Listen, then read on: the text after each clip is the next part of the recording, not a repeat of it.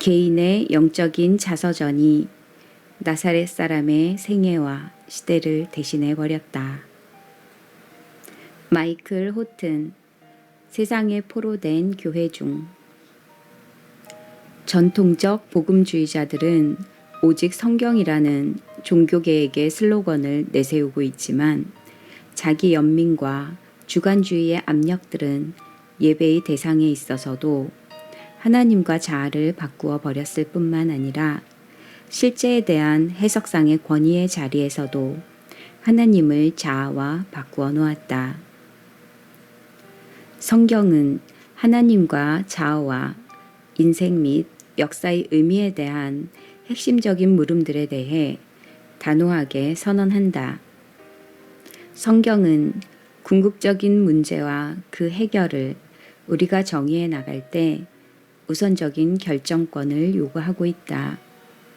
그리고 이렇게 사태들을 정의해 나가는 과정이 바로 신학이다. 만약 우리가 신학에 관심을 기울이지 않는다면 우리는 하나님이나 계시에 대해 관심을 기울이지 않고 있는 것이다.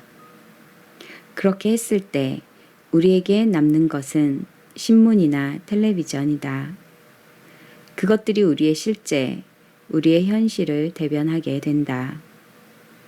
성경, 복음을 우선하고 현실을 거론해야 하는데 현실을 너무 강조하고 우선해서 거론하는 가운데 성경과 복음이 약화되고 있다는 뜻인 듯.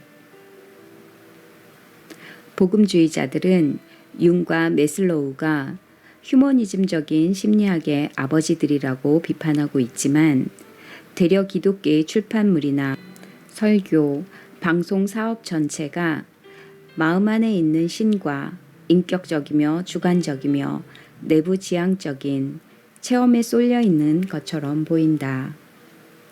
거룩하신 하나님을 거역한 우리의 객관적인 죄와 죄책을 위해 거의 2000년 전에 예루살렘 성 밖에서 우리를 대신해서 십자가에 못 박히신 그리스도에게 초점을 맞추는 일은 이제 멀리 사라져버렸다. 이제 만약 종교라는 것이 어떤 실천적인 의미를 가지려고 한다면 종교는 나 자신을 좀 더 행복하게 만들어주고 나를 내 속으로 들여보내주어서 영적인 체험들을 제공하는 데 초점을 맞추어야 한다. 많은 복음주의 교회에서 벌어지고 있는 간증들을 생각해 보라. 개인적인 체험들을 나누는 일이 공동 기도와 성경 연구, 예배와 증거를 대신하고 있다. 개인의 영적인 자서전이 저 나사렛 사람의 생애와 시대를 대신해 버렸다. 너무나도 흔히 우리는 그리스도와 그의 행하심과 죽으심에 대해서보다는 목회자와 그의 삶이 성숙되는 것과 영성 캠프에서의 영적 위기에 대해 더 많이 배우고 있다. 그런 사실은 토크쇼가 독서를 대체해버리고 우리가 실제로 알 수 있는 유일한 내용은 우리 자신의 체험일 뿐인 그런 세태를 반영하고 있다. 보수적인 복음주의자들 사이에서조차도 객관적인 진리로부터 후퇴하고 있는 현대문화에 타협하고 있는 현실이 확연히 드러나고 있다.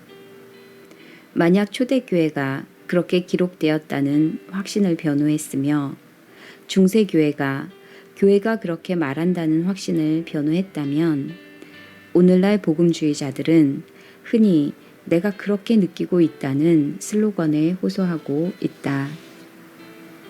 오늘날의 요구는 설교가 반드시 실천적이어야 하며 매일의 삶에 적용되어야 한다는 것이다. 그 목표는 사람들에게 어떻게 사는 것이 더 행복한 삶이며 인생을 좀 더 성취하는 삶인가를 보여주고자 하는 것이어야 한다. 그러므로 제임스 헌터가 지적하고 있다시피 객관적이며 보편적인 진리 선포에 대한 관심으로부터 진리의 주관적 적용에 대한 관심으로 강조점이 변천하고 있다. 그래서 지금 우리는 이 구절이 무슨 뜻인가를 묻지 않고 이 구절이 내게 무슨 의미가 있는가를 묻고 있다. 자아는 만물의 중심이 되었을 뿐만 아니라 만물의 척도가 되었다. 소위 실존주의의 사조, 그리고 만약 이것이 바로 세속적 휴머니즘의 정의라고 한다면 복음주의자들은 다른 것들은 몰아내고 있으면서도 이 믿기만은 꿀꺽 삼켜버리고 있는 것이다. 이런 사실은 구속 자체에 대하여 변하고 있는 정의들에 대해 우리의 눈길을 돌리도록 만든다. 죄가 하나님에게 대항하는 범죄가 아니라 자신에 대한 부정적인 태도라고 재정의되고 구원이 세속주의의 사상들에 따라 심리학적인 범주 안에서 재정의될 지경에 이르렀다. 이제는 옛날 문제들을 대신해서 전적으로 새로운 문제들이 등장하고 있으며 그 문제들에 맞추어 새로운 해결책들이 등장하고 있다. 만약 죄와 하나님의 심판 아래 서는 것이 문제라면 속죄와 칭의가 그 해결책이다. 그러나 만약 기능장애와 낯선 자긍심과 채워지지 않은 필요들이 궁극적인 문제라고 한다면 그에 대한 해결책들은 신학적 용어로가 아니라 치유적 용어로 진술되어야 할 것이다. 이것은 그저 현대의 청중을 위해 기독교 메시지를 상황화하는 것이 아니라 메시지를 현대의 청중에 맞추어 변형시키는 것이다. 이것이 바로 정확하게 오늘날 우리가 목도하고 있는 현실이다. 미국인 인구의 5명 가운데 4명 이상이 사람들은 기본적으로 선하다고 믿고 있다. 그러나 그렇게 믿고 있는 사람들은 저 밖에 있는 세속적 휴머니스트들일 뿐이지 않는가? 아니다. 그렇지 않다. 복음주의 정통성을 구성하는 중생한 크리스천들의 77%가 인간 본성에 대한 이런 세속적 견해를 받아들이고 있다. 중생한 복음주의적 크리스천 5명 가운데 4명은 하나님은 스스로 돕는 자들을 도우신다 라고 믿는다. 실제로는 복음주의자들이 비기독교들보다 이런 자수성가하라는 자력 성공 프로그램에 더 동의하고 있는 것 같다. 그러므로 구속받는 일도 그리스도에 대한 믿음보다는 자신의 선함에 의존하는 것으로 여겨진다. 진정 이런 생각의 틀 가운데서는 예수님은 그저 일종의 도덕적인 안내자로서의 역할 외에는 전혀 필요하지 않다. 그러나 물론 우리는 이것이 신학적으로 자유주의이며 세상에 있을 때는 세속주의라는 사실을 인식하고 있다. 그러나 내 생각에 우리 복음주의자들에게 조집 하나가 우리 교회들에서는 현재 구원의 본질에 대해 어떤 가르침들이 가르쳐지고 있습니까? 라고 한 질문을 물어볼 필요가 있다고 생각된다. 설교자는 성경 중심으로 설교해야 체험 중심이 아니라 복음주의가 더 대중적이 될수록 복음주의는 점점 현대세계의 모양을 띠게 되고 그 자신이 바꾸고자 노력하고 있는 바로 그 문화가 포로가 되어 간다. 복음주의자들은 자기들의 이웃들이 거리의 한쪽 구석에 성인용 도색 잡지 서점이 하나 열리기를 바랄 경우 세속주의가 침범해 들어왔음을 인식할 수는 있지만 자신들의 신념들과 전제들과 전략들이 세속적인 태도들과 세속적인 확신들에 휘돌아가고 있을 때는 그 사실을 전혀 인식하지 못한다. 복음주의 교회들이 얼마나 크게 시장에 의해 지배당하고 있는가를 생각해보라. 우리의 간증들은 텔레비전에 등장하고 있는 샴푸 선전과 얼마나 다른가. 둘 다 실용주의와 나르시시즘에 근거해 있다.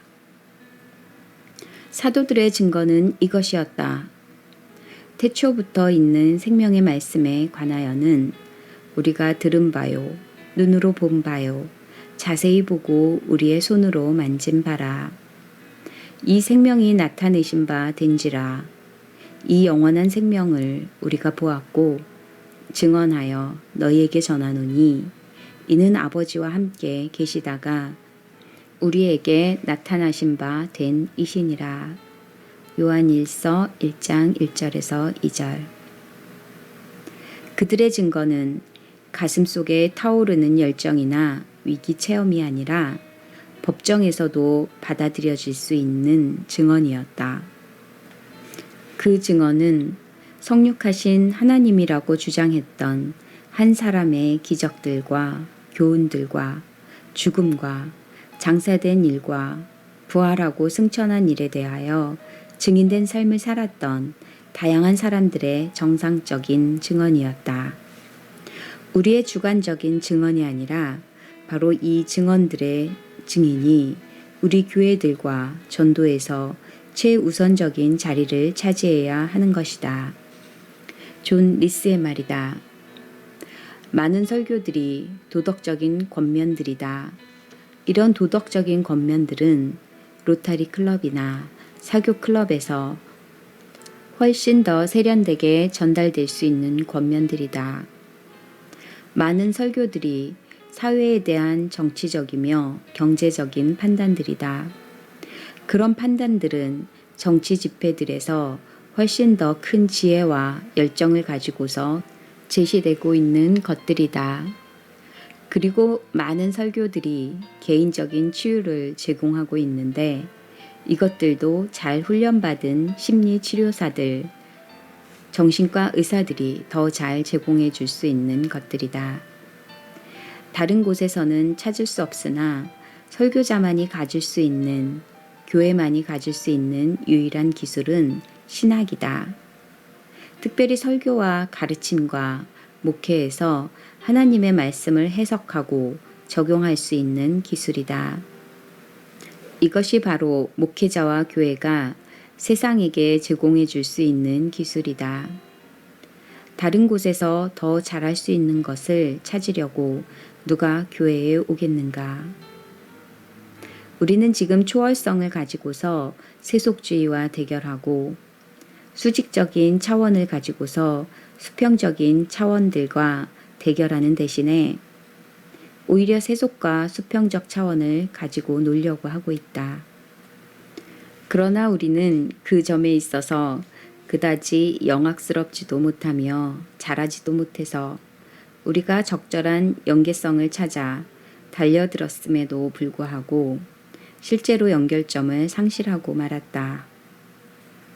교회는 이 부질없는 세대가 경합하고 있는 목소리들을 뒤쫓아 다니기를 중단하고 우리 자신의 마음속보다는 훨씬 더 실제적인 다른 곳에서 흘러나오는 찬란한 금빛 곡조를 들을 때에만 세상과의 연계성을 찾게 된다. 아멘.